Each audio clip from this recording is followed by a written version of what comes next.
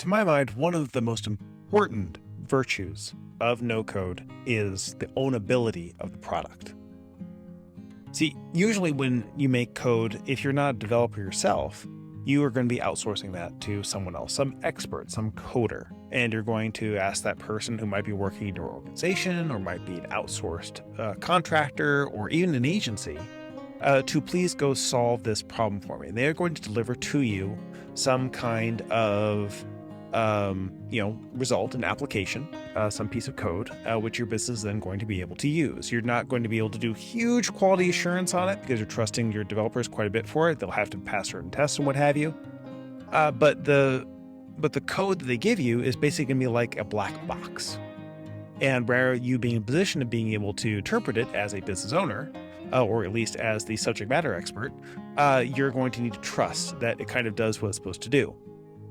And of course, when your requirements change, because requirements always change, especially with time, clients change, market changes, etc., your ability to make modifications can be really, really limited. And then you're going to say, who's the coder who can go either fix this or make something new?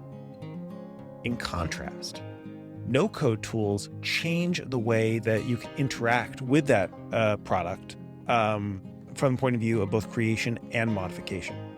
So you could use a tool like Zapier. You can use a tool like Xano. You could use a tool like WeWeb or Bubble or whatever it might be to go create your product or create the tool that you need in your business.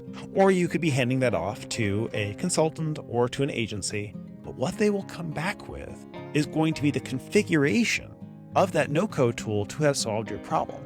And then you get to go look at that no-code tool. And you might not immediately understand everything about the way that it works, but you'll understand a lot because it has arrows, it has pictures, it's using relatively plain English.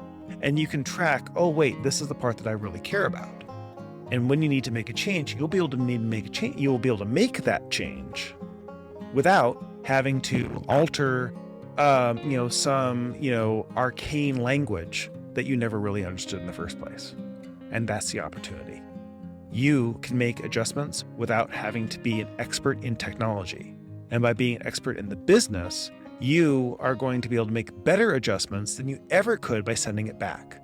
And the more this happens, the more you become an expert in being able to mechanize your business, and you, almost by accident, become a technologist. No code becomes the future of your code.